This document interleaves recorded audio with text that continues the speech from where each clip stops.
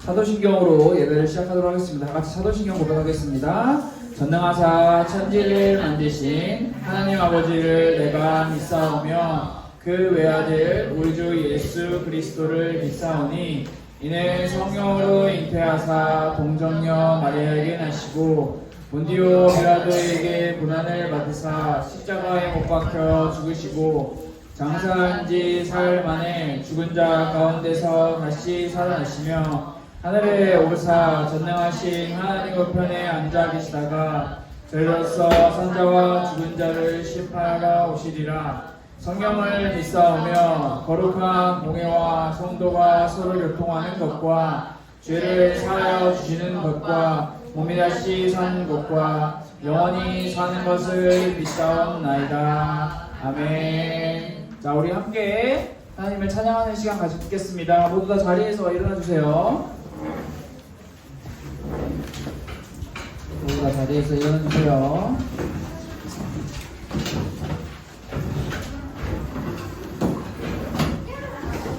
여러분, 우리가 계속해서 함께 하고 있는 찬양이 하나님의 사랑이라고 하는 찬양인데, 여러분, 이 찬양이 어떤 찬양 같아요? 자, 하나님의 사랑이, 이 찬양이 어떤 찬양 같아요? 그냥 나 혼자 하는 찬양이다, 아니면 옆에 있는 친구랑 같이 하는 찬양이다. 뭐 같아요? 하나님의 사랑이, 여러분 많이 해봤죠? 같이 하는 찬양이 아닌가요? 여러분, 이 하나님의 사랑이, 이 찬양은 나 혼자 하는 게 아니라 옆에 있는 친구를 서로 축복하며 같이 하는 찬양인데, 이 찬양을 통해서 우리가 함께 하나님 앞에, 그리고 우리 함께 교제하는 공동체에 함께 찬양하면 좋을 것 같습니다. 박수 치면서 찬양하겠습니다.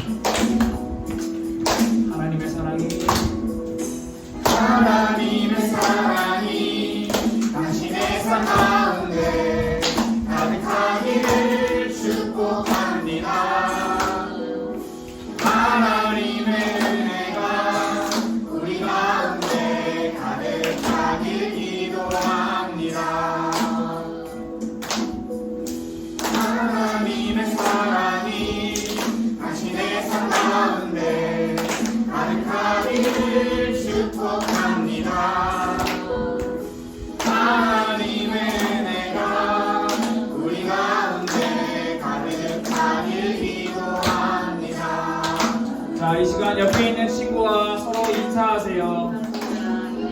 잘 왔어, 환영해, 축복해, 우리 함께 찬양하자, 함께 예배하자. 함께 인사하시고, 우리 계속해서 이어서 우리 하나님의 사랑이 함께 찬양하겠습니다. 하나님의 사랑이, 하나님의 사랑이 당신의 삶 가운데 가득하기를 축복합니다. 하나님의 은혜가 우리 가운데 가득하길 기도합니다. 가득하길 기도합니다. 가득하길 기도합니다. 자, 우리 한 번 더 할 건데요. 자, 이번에는 옆에 있는 친구랑만 인사하지 말고 내 옆에 있는 친구 외에 한 명. 자, 내 옆에 뒤에 있는 친구 선생님까지 인정해 줄게요. 뒤에 있는 선생님 혹은 옆에 있는 앞에 있는 내 짝꿍 말고 다른 친구와 서로 축복하면서 인사하는 그런 시간 해볼게요. 다시 한번 박수 치면서 찬양하겠습니다. 옆에 있는 친구를 축복하고 선생님들을 축복하고 형, 누나, 동생, 언니, 오빠 축복하면서 함께 찬양합시다. 그리고 웃으면서 합시다. 웃으세요. 하나님의 사랑이 당신의 삶 가운데 가득하기를 축복합니다. 하나님의 은혜가 우리 가운데 가득하길 기도합니다. 한 번 더 하나님의 사랑이, 하나님의 사랑이 당신의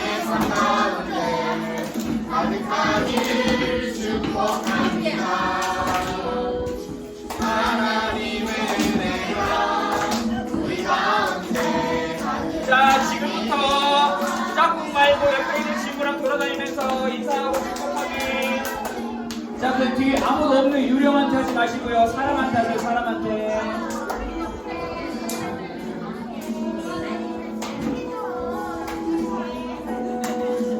자, 어색하지만, 우리 안 친하지만, 그래도 같이 서로 인사하면서 찬양합시다. 자, 자리로 돌아오시고, 하나님의 사랑이, 하나님, 서로를 축복하면서, 당신의 삶 가운데, 가득하기를 축복합니다.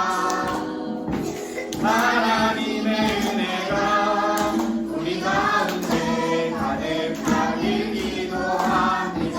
가득하길 기도합니다. 가득하길 기도합니다. 가득하길 기도합니다. 네, 모두 박수. 자리에 앉아주세요. 감사합니다.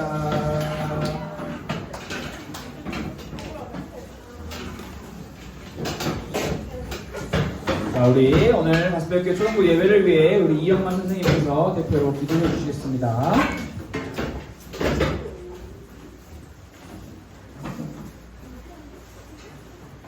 기도할게요.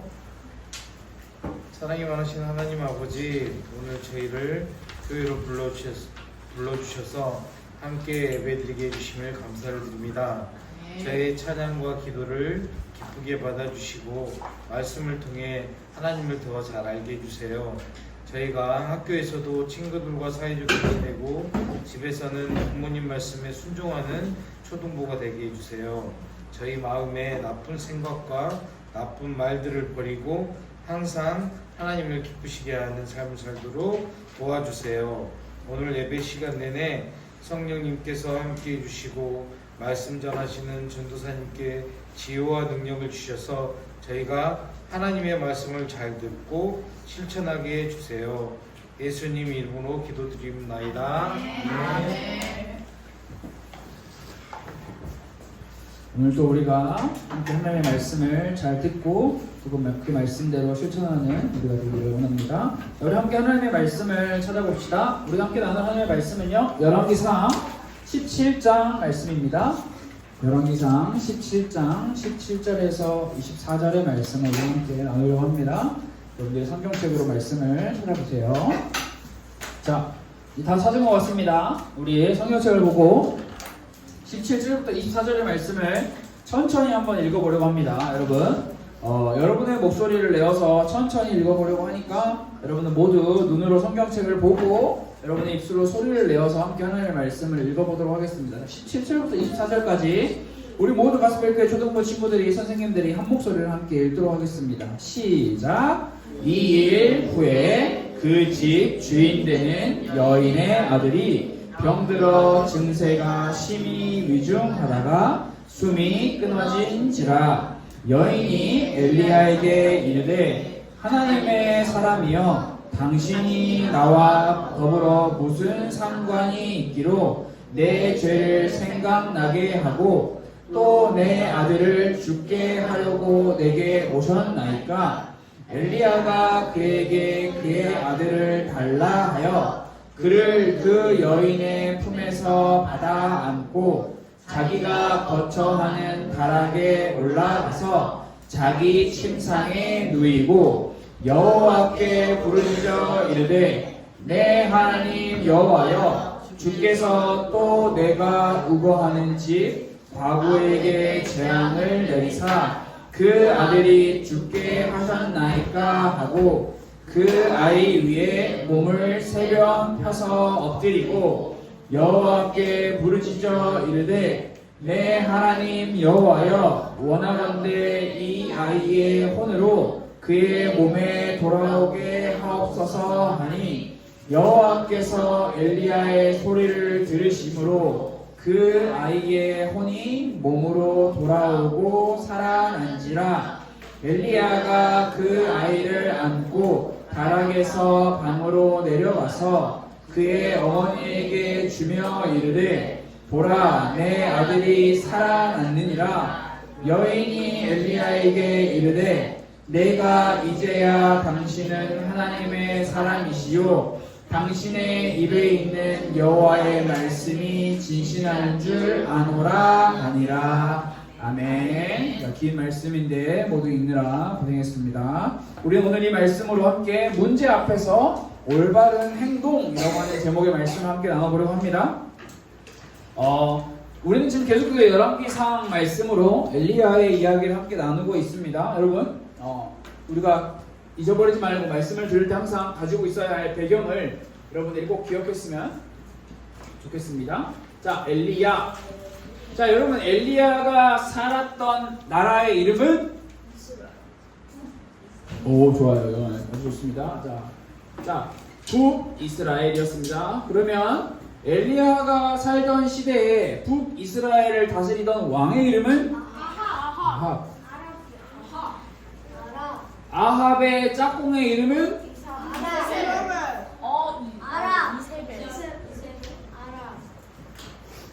좋습니다. 자, 아합과 이세벨이 북이스라엘에 가득 퍼뜨린 것은? 오.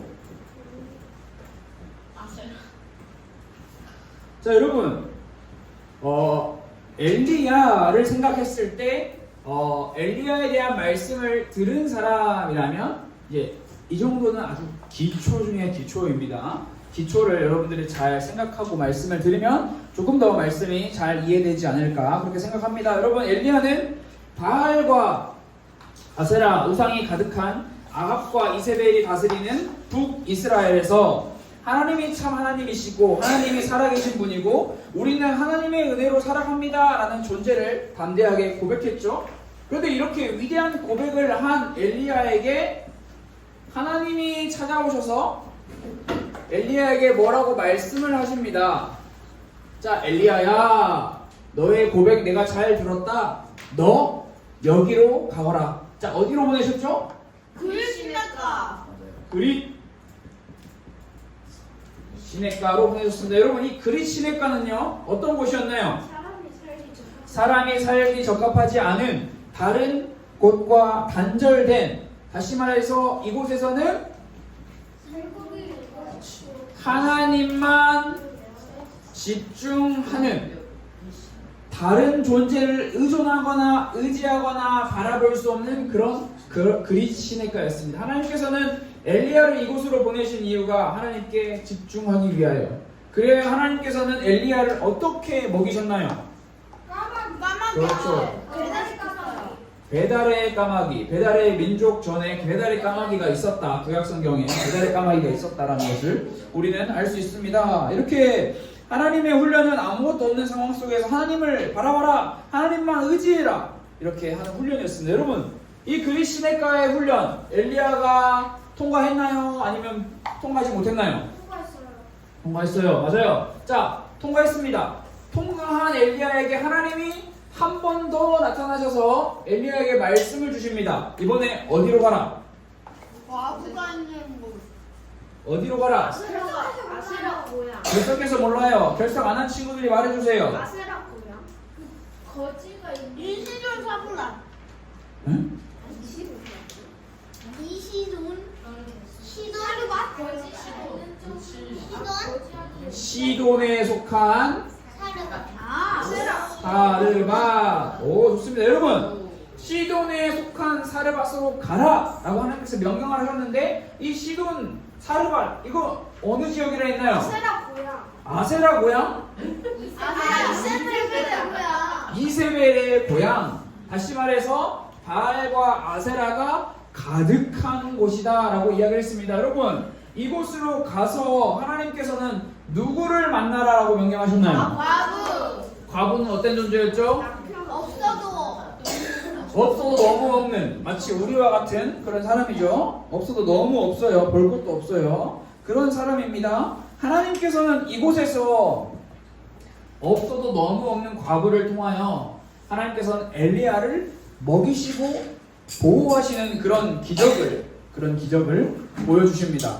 지난 시간에도 우리 함께 말씀을 나눴는데, 과부를 만나 엘리야가 하나님의 명령대로 나에게 물을 주세요, 나에게 먹을 것을 주세요 라고 요청을 했을 때 과부는 저에게는 먹을 것이 없습니다. 라고 이야기를 했죠. 그런데 그런 이야기를 듣고 엘리야는 그 말에 좌절하지 않고 담대히 하나님의 말씀을 기억하며 믿음을 선포합니다. 무슨 믿음을 선포했나요? 엘리야가 과부에게 뭐라고 말했어요? 먹을 게 없어요? 어떡하죠? 큰일이네요. 이렇게 말했나요? 아니요. 물이랑 떡 주세요. 당신에게 남아있는 가루 한 움큼과 기름 조금을 가지고 먼저 음식을 만들어서 당신이 먹고 당신의 아들을 먹이세요 라고 말한 게 아니라 나한테 가져오세요. 나한테 가져오세요 라고 이야기했습니다. 굉장히 이상한 말이었는데 그 말이 무슨 말이었을까 라고 성경을 통해서 해석을 해보면 엘리야가 하나님의 말씀을 기억하고 믿음을 선포했다라는 것을 우리는 지난 시간에 말씀을 나눴습니다. 이렇게 여러분 시돈 사르밧에서 과부를 만나서 하나님께서 엘리야를 훈련시키시는 이 훈련 내용 역시 엘리야는 이 시험에도 통과를 했습니다. 자, 첫 번째 시험 훈련, 두 번째 훈련 통과했습니다. 여러분 훈련을 2개 통과했으면 이제 그 다음에 뭐가 와야 되나요? 오. 자, 여러분이 시험을 봤어. 시험을 통과했네. 그러면 그 다음에 뭐가 와요? 상, 용돈. 용돈, 상금. 상금, 칭찬, 이게 세 번째 트로피. 트로피, 돈. 좋은 게 실전. 좋은 게 와야 합니다. 최소한 엄청나게 큰 돈이나 상패나 트로피 같은 것이 오지 않더라도 최소한 잘했어, 칭찬 정도는 있어야, 그래야지 첫 번째 훈련과 두 번째 훈련을 통과한 사람의 마음이 조금이라도 더 뿌듯하고 감사할 것 같은데, 오늘 우리가 함께 읽은 성경 말씀을 보면 엘리야에게 축복과 상, 이것이 찾아오는 것이 아니라는 것을 우리는 성경 말씀을 통해서 확인할 수 있습니다. 자, 축복과 상이 찾아와야 정상인 것 같은데 시돈 사르밧에서 과부를 만나 아무것도 없는 것에서 엄청나게 많은 것을 먹을 수 있는 양으로 만든 기적을 경험한 엘리야에게 오늘 우리가 읽은 열왕기상 17장 17절부터 24절의 말씀은 뭘 우리에게 알려주고 있을까요? 자, 17절 말씀에 이렇게 기록이 되어 있습니다. 제가 읽어볼게요. 이 일 후에 그 집 주인 되는 여인의 아들이 병들어 증세가 심히 위중하다가 숨이 끊어진지라. 자, 여러분, 시돈 사르밧에서 과부를 통한 놀라운 기적을 경험한 엘리야에게 찾아온 것은 축복과 상이 아니라 하나님의 세 번째 시험이었습니다. 자, 이제 세 번째 시험은 무슨 시험으로 나타나나요? 과부가 죽었다. 과부의 아들이 죽음을 맞이하는 상황입니다. 여러분, 두 번째 훈련을 지난 엘리야에게 가장 충격적이고 가장 막막한 상황이 찾아왔습니다. 우리의 생각으로는 첫 번째도 지나고 두 번째도 지났으면 이 정도면 됐을 것 같다라고 생각을 할 수 있지만 엘리야를 향한 하나님의 훈련은 아직 끝나지 않았습니다. 여러분, 분명히 하나님이 베푸신 기적으로 인해서 사르밧 과부의 집에 먹을 게 없어서 오늘 이거 먹으면 우리 이제 죽습니다 라고 하는 그런 집에 먹을 게 엄청 풍족해지는 기적이 일어났습니다. 여러분, 먹을 것이 풍족해졌다라는 것은 단순히 그 집이 부자가 되었습니다 라는 것을 뜻하는 것이 아니라 이 집에 슬픔이 있었는데 슬픔이 변하여 기쁨이 되었다. 더 이상 우리는 배고파서 뭘 먹고 어떻게 살지, 우리 이대로 죽는 거 아니야, 이런 고민을 할 필요가 없게 되었다. 새로운 희망과 새로운 기쁨의 생명이 생겼다라고 이야기를 할 수 있습니다. 그런데 여러분, 이렇게 음식을 통해서 찾아오는 기쁨이 아무리 커봤자 내 사랑하는 가족이 죽은 이 죽음의 슬픔을 이길 수 있을까요? 자, 여러분, 한번 생각해 보세요. 내가 평생 먹고 살 수 있는 내가 제일 좋아하는 음식이 나에게 있어요. 나는 이거 먹으면 너무 행복해. 너무 행복해. 근데 내가 사랑하는 가족이 죽었어. 자, 그러면 음식이 계속 있다고 해서 행복할까요? 아니면 음식과 상관없이 너무 슬플까요? 자, 여러분이 한번 인성을 검사해 봅시다. 나는 가족 필요 없어요. 맛있는 음식만 있으면 계속 행복할 것 같아요 하는 사람 없죠? 여러분, 그러면 안 되는 거죠. 아들의 죽음으로 인해서 기쁨이 가득하고 앞으로 우리가 잘 먹고 배부르게 잘 살자라고 하는 그런 희망을 가지고 살던 과부에게 갑자기 엄청난 큰 슬픔이 찾아왔습니다. 먹을 것이 있으면 뭐하나요? 함께 살아갈 아들이 죽어버렸는데, 이렇게 과부의 아들이 죽자 단순히 과부의 가정에게만 슬픔이 찾아온 것이 아니라 엘리야에게도 이와 동시에 엄청난 위기가 찾아옵니다. 그 위기는 무슨 위기일까요? 성경을 보니까 엘리야가 과부의 집에서 엄청나게 큰 기적을 베풀어 주고 난 후에 과부의 집을 떠난 것이 아니라 과부의 집의 제일 꼭대기 옥상에 있는 다락방이라고 하는 곳에서 계속 살고 있었던 것으로 보여요. 자, 아들이 죽음을 경험한 과부가 오늘 성경 말씀을 읽어보니까 엘리야를 찾아갑니다. 엘리야를 찾아가서 엘리야님, 엘리야가 자기네 음식을 엄청나게 많이 불려준 거를 알고 있으니까 엘리야를 찾아가서 엘리야님 어떡해요? 저희 아들이 죽어버렸어요. 저 좀 도와주세요 라고 하면 조금 정상적이잖아요. 그런데 여러분, 오늘 우리가 함께 읽은 성경 말씀을 보니까 엘리야를 찾아간 과부가 엘리야에게 뭐라고 말하냐? 당신 때문에 내 아들이 죽었습니다 라고 이야기를 합니다. 여러분, 이렇게도 표현을 해볼까요? 당신이 오지 않았으면 내 아들은 죽지 않았을 겁니다. 그거를 생각을 못하고 있는 거죠. 여러분, 과부가 엘리야를 향해서 당신 때문에 내 아들이 죽었습니다. 당신이 오지 않았으면 내 아들은 죽지 않았을 겁니다 라고 말하는 것이 정상인가요? 아니요. 여러분, 엘리야가 아들을 죽였나요? 아니요. 엘리야는 아들을 죽이지 않았습니다. 오히려 굶주림으로 인해서 죽음으로 가던 과부와 그 아들을 살려준 사람이 엘리야예요. 그런데 지금 엘리야는요, 과부로부터 엄청난 원망의 그리고 비난의 말을 듣고 있습니다. 당신 때문에 우리 아들이 죽었어요. 당신 때문에 우리 가정에 엄청난 비참과 슬픔이 찾아왔어요.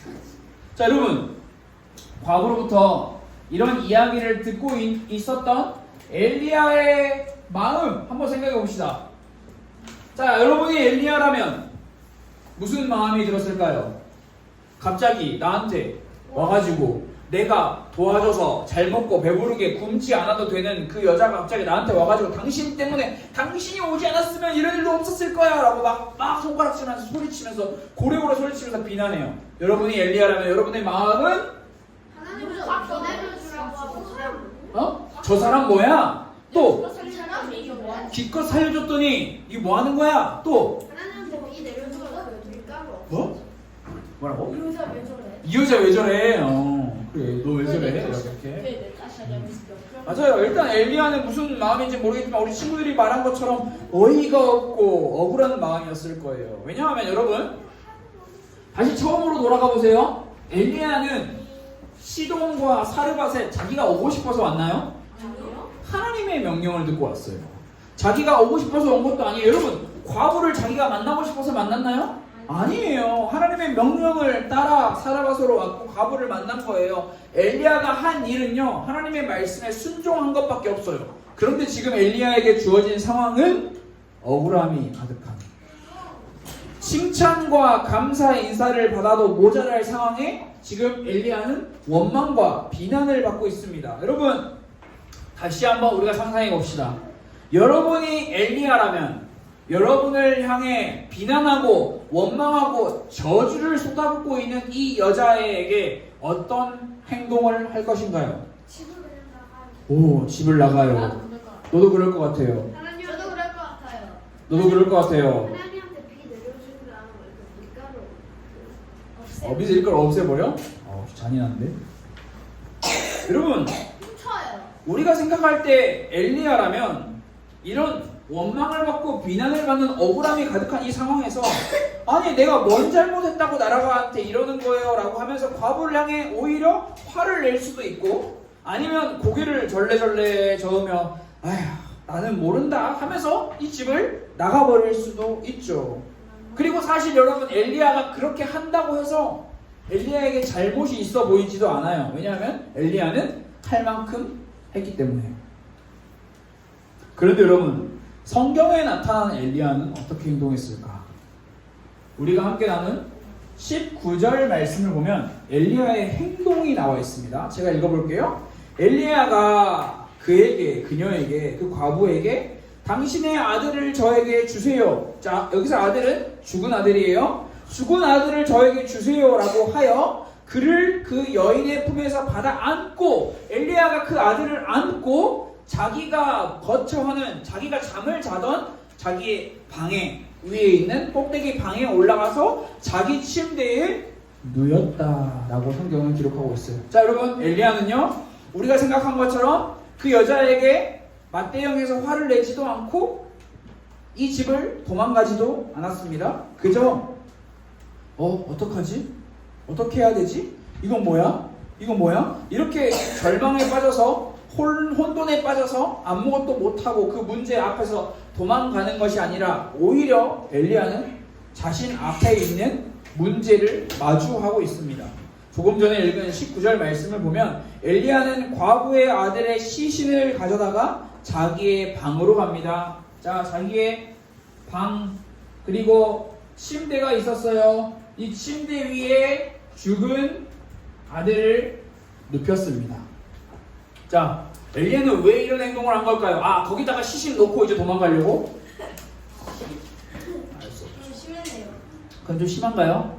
그런데 엘리야가 그 다음에 어떤 행동을 하는지가 우리가 읽은 20절 말씀에 기록이 되어 있습니다. 우리 20절 말씀에서 주목할 진짜 여러분 모두가 주목할 아주 중요한 표현이 이렇게 기록되어 있습니다. 엘리야가 도망갔다? 아니요. 여호와께 부르짖어. 자 여러분 이게 뭔가요? 엘리야가 여호와께 부르짖었대요. 시신을 자기의 방에 있는 자기의 침대 위에 올려놓고 여호와께 부르짖었대요. 뭐 하는 건가요? 궁금해서요. 에? 하나님한테 이거 뭐예요? 여호와께 부르짖는다. 살려달라고. 하나님을 부르고 있습니다. 하나님을 찾고 있습니다. 여러분 하나님을 부르고 하나님을 찾고 있는 엘리야의 모습은요 우리에게 뭘 보여주나요? 엘리야의 믿음을 우리에게 보여주고 있습니다. 여러분 분명히 엘리야가 마주한 상황은요 조금 노력하면 해결될 수 있는 상황? 그런 게 아니에요. 아무리 노력을 해도 도저히 해결할 수 없는 그런 상황을 우리에게 보여주는데 그런 상황 앞에서 우리가 어떻게 행동을 해야 하는지 엘리야가 잘 보여주고 있어요. 엘리야는 자신의 힘과 능력으로 해결할 수 없는 죽음이라고 하는 상황 앞에서 자신의 믿음을 보여주는 기도라고 하는 행동을 하고 있습니다. 여러분 엘리야의 행동을 쫙 보세요. 죽음이라고 하는 내가 해결할 수 없는 도저히 해결할 수 없을 것 같은 깝깝한 문제 앞에서 믿음을 가지고 기도했어요. 자, 이 행동 이상하다. 손 들어보세요. 문제 앞에서 기도했다. 이상하다. 여러분, 이 행동은 성경에 기록되어 있는 수많은 행동 중에서 아주 잘한 행동이고 아주 훌륭한 행동이에요. 그래서 여러분 이것을 보면서 많은 사람들은 문제 앞에서 어려움을 만나면 우리도 엘리야처럼 여호와께 부르짖어 하나님의 도우심을 구하면 돼. 그거 너무나 당연한 일이고 너무나 쉬운 일이야 라고 말을 합니다. 그런데 여러분 생각보다 많은 경우에 어려운 일과 힘든 일이 찾아오면 하나님을 부르기보다 머리로는 알아요. 하나님 부르면 돼. 문제 앞에서 하나님 찾으면 돼. 알고 있지만 사실 그 사실을 잊어버리는 경우가 정말 많아요. 여러분, 지금 우리가 나누고 있는 인물 중에 누가 대표적으로 그런 인물일까요? 바로 사르밧 과부예요. 여러분, 사르밧 과부는 어려움을 만났어요. 근데 그 어려움 앞에서 엘리야 때문에, 엘리야 덕분에, 더 정확하게 말하면 하나님의 은혜 덕분에 살아났어요. 기적을 경험했어요. 그들이 도저히 노력해서 받을 수 없는 엄청난 복을 받았어요. 그런데 이 사르밧 과부는 그 은혜를 잊어버렸어요. 문제 앞에서 우리가 가난해서 곧 내 아들과 내가 이들을 죽을 것 같다라고 하는 그런 문제 앞에서 나는 아무것도 한 게 없는데 하나님이 나를 도와주셨다라는 것을 경험한 과부이지만, 이 과부는 자기에게 또 하나의 문제가 찾아오자 이번에는 내가 이렇게 해봐야지라고 하는 게 아니라 그저 원망하기 바빴어요. 하나님을 향해 원망을 하고 있는 거예요. 여러분, 과부의 원망은요, 엘리야를 향한 원망 정도가 아니라 하나님을 향한 원망.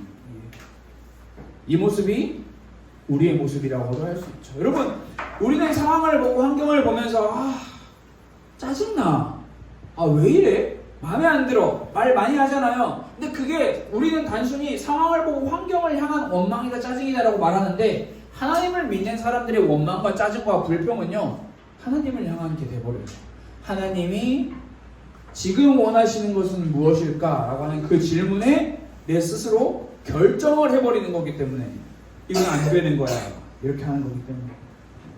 여러분, 조금 전에도 이야기했던 것처럼 우리가 엘리야라면 아마 우리는 이런 과부의 아들이 죽음을 맞이하고 과부가 나를 찾아와서 원망하고 손가락질하고 비난하는 그런 상황을 만났으면 우리는 아마도 재빠르게 그 집에 나와서 다른 곳으로, 다른 집을 찾아서 갔을 거예요. 그냥 눈에 보이는 것을 기준으로 생각했기 때문에. 여러분, 근데 사실 현실이 그래요. 과부의 집에서 나오면 모든 상황이 끝나는 것 같아요. 그 장소만 피하면 돼요. 그러나 엘리야는요, 자신의 생각과 자신의 방법대로 자기 앞에 주어져 있는 문제를 바라보지 않았어요. 그리 시냇가와 사르밧에서 하나님의 훈련을 받은 엘리야는 하나님이 원하시는 것처럼 여호와께 부르짖어 하나님을 바라봤어요. 하나님을 찾고 하나님의 도우심을 구했어요.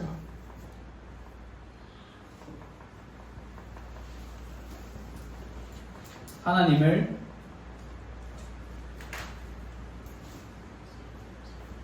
바라본 엘리야가 취한 행동이 바로 이거예요.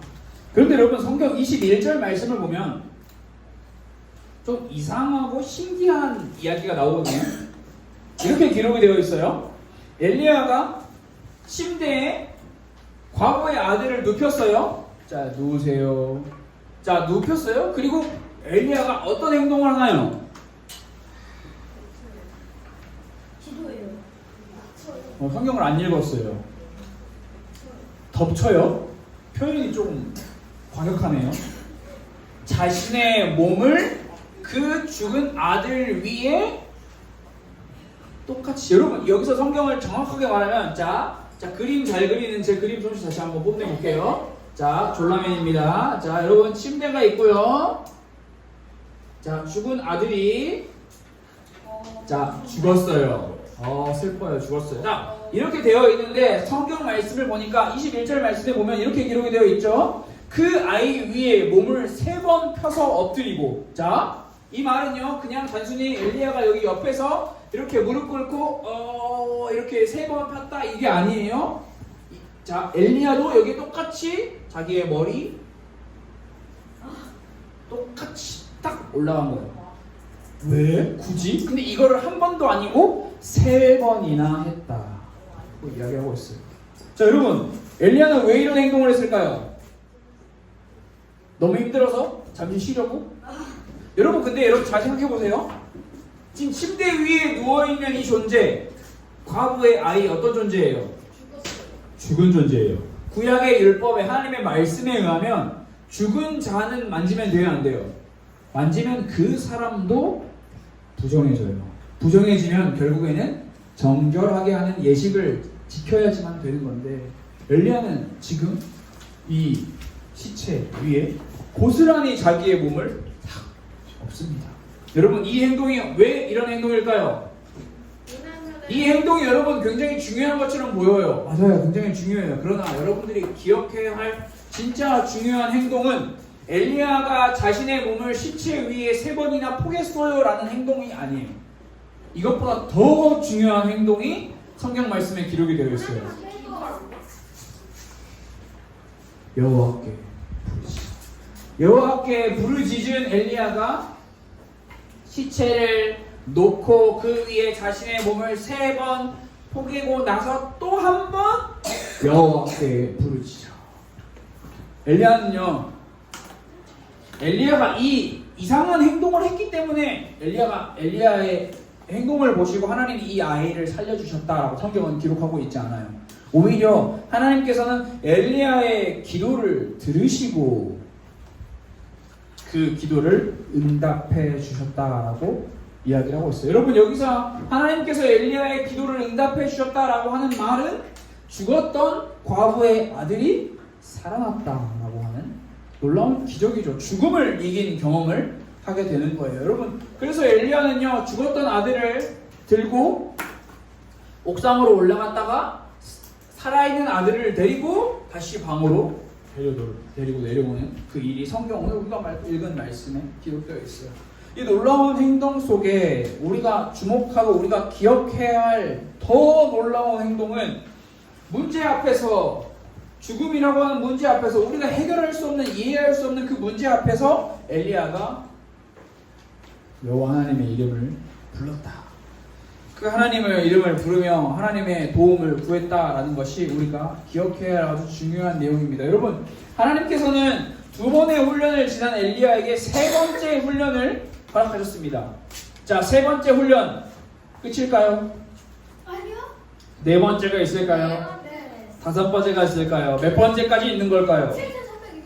여러분 여기서 중요한 거는 뭐냐면요, 마이너스 7강. 하나님께서는요, 여러분 엘리야의 이야기를 통해서 우리가 기억해야 할 거는 하나님에게는 계획이 다 있어요. 이 계획은요 그냥 단순히 우리랑 상관없는 계획이 아니라 우리와 너무나 상관 있는 계획.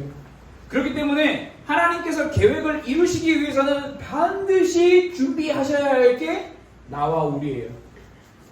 하나님의 계획이 뭔지 몰라요. 그러나 나와 우리에게 하나님께서 이루고자 하시는 그 계획이 있는데 그 계획을 위해서 하나님께서는 우리를 뭐 하신다? 훈련하신다. 문제. 그래서 여러분 훈련을 만났을 때 우리가 취해야 할 자세는 여호와께 부르짖어 하나님의 뜻과 계획을 알게 해주세요. 저에게는 하나님께서 허락하신 이 훈련을 이겨낼 수 있는 힘이 하나도 없습니다. 하나님 저를 도와주세요. 저는 하나님이 없으면 살아갈 수 없는 존재입니다 라고 하나님을 바라고 하나님을 붙잡는 우리의 믿음이, 우리의 하나님을 의지하는 그 의지가 필요합니다. 그래서 우리는 이 사실을 믿으면서 엘리야처럼 문제를 만날 때 기도로 하나님의 이름을 부르며 하나님 앞에 나아가야 해요. 하나님의 계획을 알게 해주세요. 저를 훈련하시는 하나님의 계획을 제가 알게 해주세요. 여러분 그래서 우리 친구들 모두가 여러분들에게 그리고 찾아올 많은 문제 앞에서 하나님의 이름을 부르며 기도하는 믿음을 이렇게 가지는 우리 초등부 친구들이 되었으면 좋겠습니다.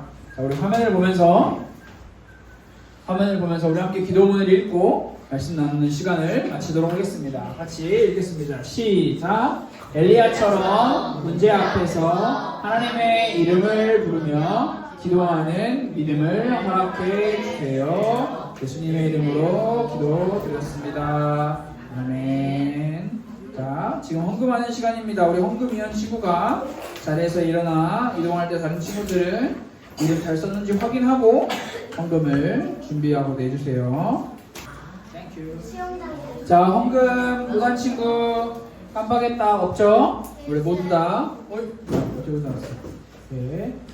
자, 우리 모두 하나님 앞에 우리 마음과 물질을 담아 헌금을 드렸습니다. 우리 헌금 위해서 기도하고 그 기도문으로 예배를 마치려 합니다. 우리 모두 다 자세 똑바로 하고 눈을 감고 함께 기도하도록 하겠습니다. 하나님 아버지 감사합니다. 가스펠교회 초등부 친구들과 선생님들이 한자리에 모여 하나님을 예배하고 마음을 담아 물질을 담아 하나님께 헌금을 드렸습니다. 하나님 이 시간 우리가 함께 나눈 말씀처럼 우리에게 찾아오는 많은 문제 가운데 하나님을 바라볼 수 있는 믿음을 허락하여 주시고 우리를 향해서 이루고자 하시는 그 하나님의 계획과 하나님의 뜻을 바라보는 우리 모든 가스펠교회 초등부 친구들과 선생님들이 될 수 있도록 주님 인도하여 주옵소서. 살아계신 예수 그리스도 이름으로 기도드렸습니다. 아멘. 기도문 하겠습니다.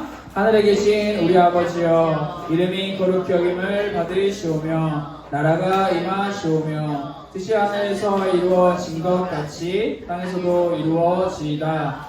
오늘 우리에게 일용할 양식을 주시옵고 우리가 우리에게 죄 지은 자를 사하여 준 것 같이 우리 죄를 사하여 주시옵고 우리를 시험에 들게 하지 마시옵고 다만 악에서 구하시옵소서. 나라와 권세와 영광이 아버지께 영원히 있사옵나이다. 아멘.